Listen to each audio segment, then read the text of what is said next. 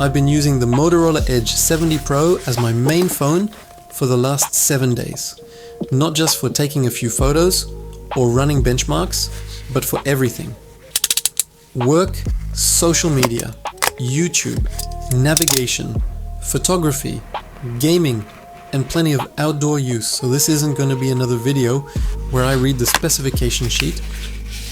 Instead, I'll tell you what it's actually like to live with this phone every single day, what surprised me, what annoyed me, and whether I'd actually spend my own money on it.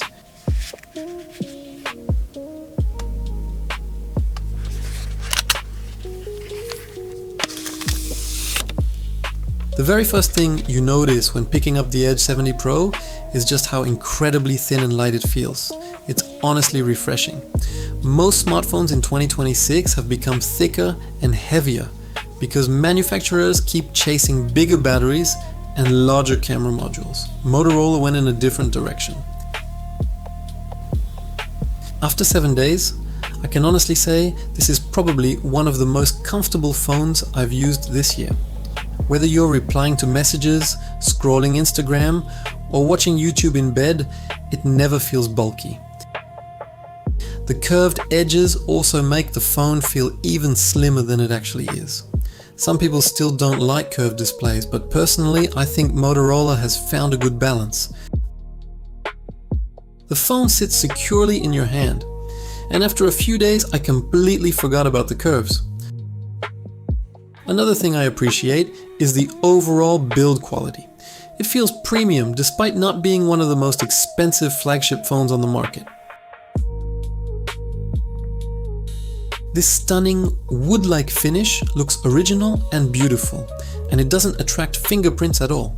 It simply feels well made. It also offers strong durability features including water resistance and reinforced glass, which adds peace of mind for everyday use. If I had one criticism, because it's so slim, the camera bump feels slightly more noticeable when the phone lies flat on a desk. Not a huge issue, but something worth mentioning. Now let's talk about the display. This is honestly one of my favorite parts of the phone. The OLED panel looks fantastic. Colors are vibrant without being completely oversaturated. Blacks are deep, and watching HDR videos is genuinely enjoyable. Outside, I had very few issues reading the screen even under bright sunlight. Brightness is excellent. Scrolling through social media feels smooth, animations are fluid, and everything looks polished. However, there is one thing many reviewers noticed, and I experienced exactly the same. Motorola advertises a 144Hz display. In reality, most of the interface operates closer to 120Hz. Does it matter? Not really. Unless you're actively measuring frame rates, you probably won't notice. Everything still feels extremely smooth. Battery life was one of my biggest surprises. Nowadays, lots of phones promise all-day battery. This one actually delivers. On most days, I finished with around 25 to 35% remaining. That included Bluetooth headphones, GPS navigation, YouTube, camera usage, social media, plenty of messaging. Standby battery drain is also excellent. I often left the phone overnight without charging and barely lost any battery.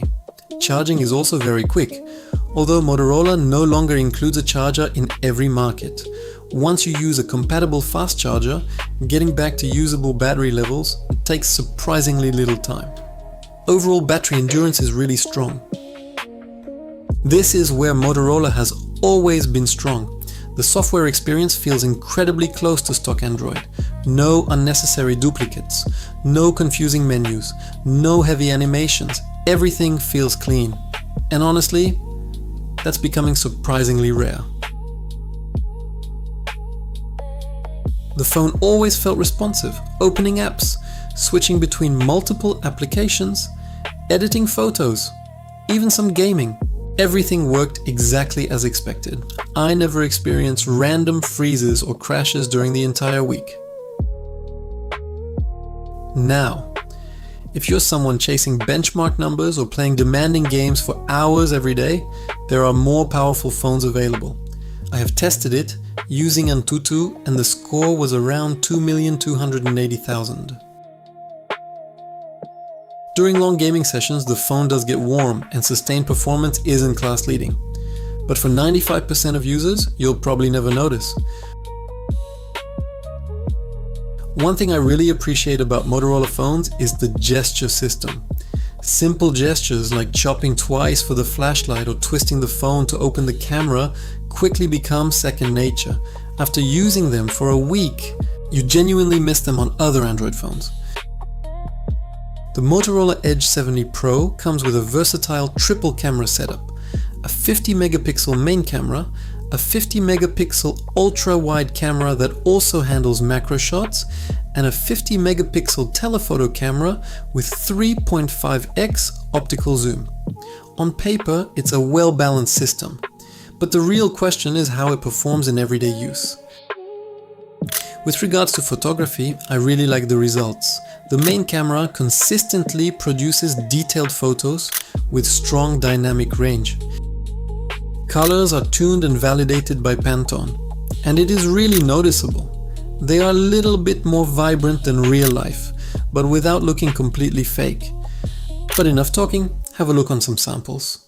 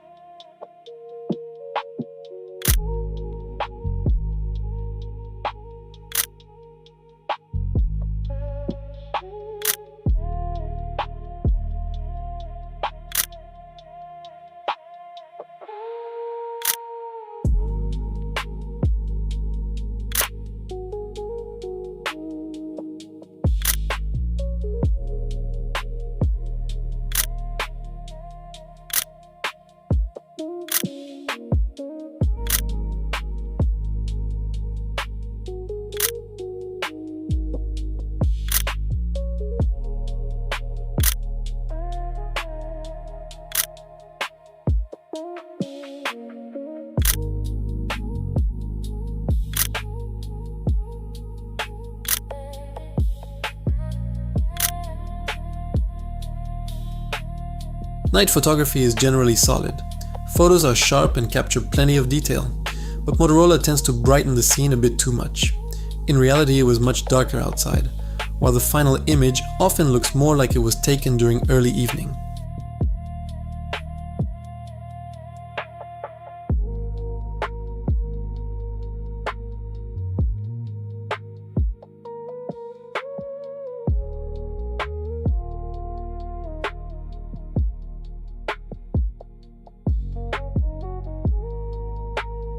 During the night, algorithm is struggling with light neons, which is really visible here.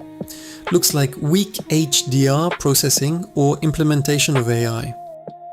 Video quality is good, stabilization performs well for walking shots, autofocus is reliable in general, and overall footage looks clean.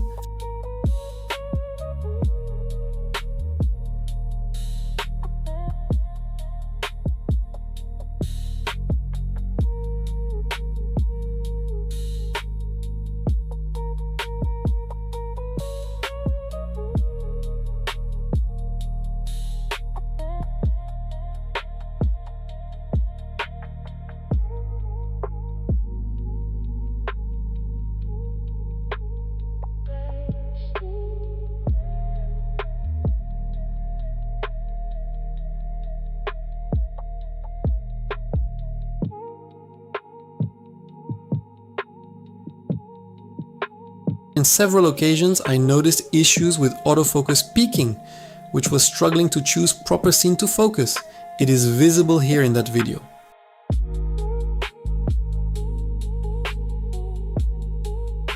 I was not happy with one thing regarding video.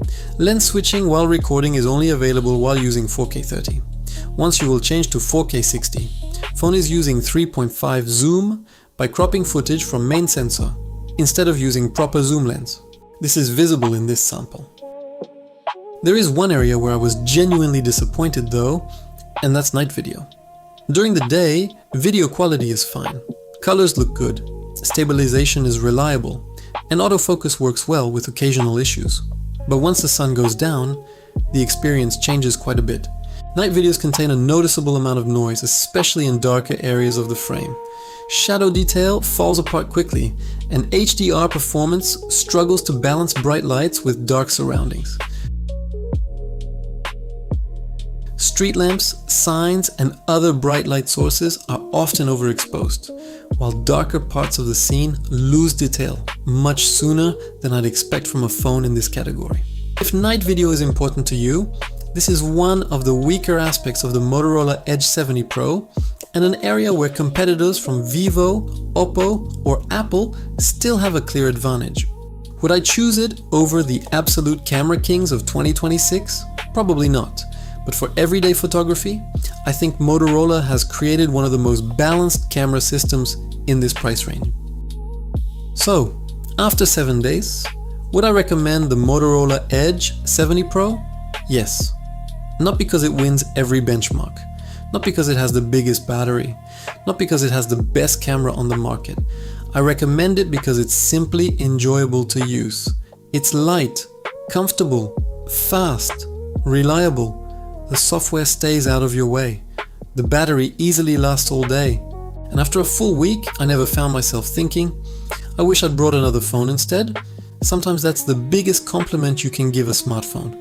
If you're looking for one of the most balanced Android phones of 2026, the Motorola Edge 70 Pro absolutely deserves a place on your shortlist. If you enjoyed this real-life review, don't forget to leave a like, subscribe for more smartphone reviews, and let me know in the comments. Would you choose the Motorola Edge 70 Pro? Or is there another phone you'd pick instead?